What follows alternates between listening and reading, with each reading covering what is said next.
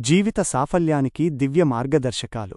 ప్రియమైన సోదర సోదరీమణులారా, మన జీవితం ఒక గొప్ప ప్రయాణం. ఈ ప్రయాణంలో మనం ఎలా నడవాలి, మన వ్యక్తిత్వాన్ని ఎలా మలచుకోవాలి అనే విషయాలపై మన పెద్దలు, భక్తులు అందించిన ఈ అమూల్యమైన మాటలు మనకు వెలుగునిచ్చే దీపాలు. 1. దైవసన్నిధి మరియు ప్రార్థనా శక్తి.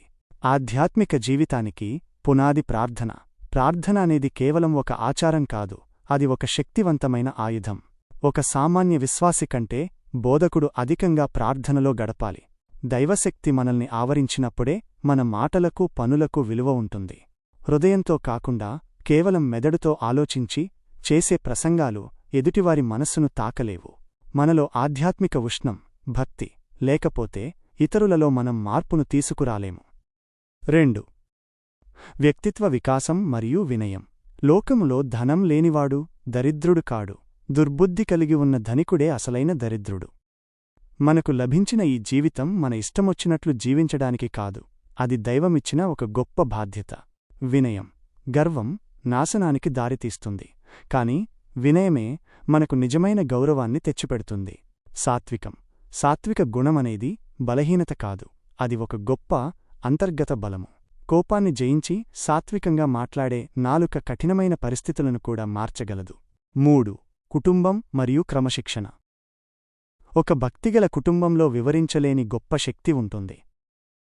అందుకే బాల్యం నుండే పిల్లలకు సరైన మార్గాన్ని నేర్పించాలి. అప్పుడు వారు వృద్ధులైనా ఆ మంచి మార్గం నుండి తొలగిపోరు. స్త్రీకిగాని పురుషునికిగాని వారి శీలమే అసలైన ఆభరణం. హృదయ సౌందర్యం లేని బాహ్య రూపం పరిమళం లేని పువ్వు వంటిది. 4. విమర్శ మరియు విచక్షణ. మనం ఇతరులను ఎలా విమర్శిస్తున్నాం అనే దానిపైనే మన స్థాయి ఆధారపడి ఉంటుంది. ఉన్నతమైన వ్యక్తి సిద్ధాంతాలను విశ్లేషిస్తాడు, సామాన్యుడు సేవను విమర్శిస్తాడు. నీచమైన మనస్తత్వం ఉన్నవాడు వ్యక్తులను విమర్శిస్తాడు. బుద్ధిహీనుల పొగడ్తల కంటే జ్ఞానులు చెప్పే గద్దింపు వినడం మనకు ఎంతో శ్రేయస్కరం. 5. సత్యం మరియు సేవ. సత్యమనేది ఒక విశాలమైన వృక్షం.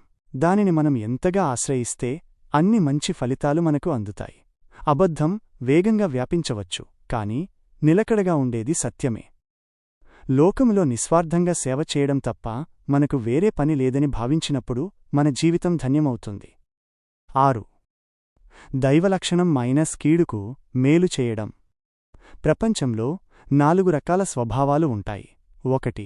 మేలు చేసిన వారికి కీడు చేయడం దయ్యం వంటిది. 2. కీడుకు కీడు చేయడం మైనస్ జంతు లక్షణం. 3. మేలుకు మేలు చేయడం మైనస్ మానవ లక్షణం. 4. కీడు చేసిన వారికి కూడా మేలు చేయడం, ఇది అసలైన దైవలక్షణం. ముగింపు. క్రీస్తును వెంబడించడమంటే కేవలం మాటలు కాదు, ప్రతిరోజూ మన బాధ్యతలను, సిలువను మోస్తూ ఆయన చూపిన ప్రేమ మార్గంలో నడవడం.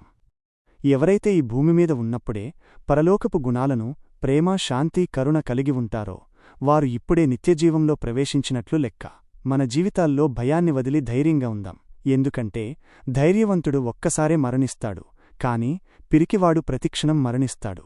ఈ ఉన్నతమైన సూత్రాలను పాటిస్తూ మనల్ని మనం రక్షించుకుంటూ సమాజానికి వెలుగుగా ఉందాం.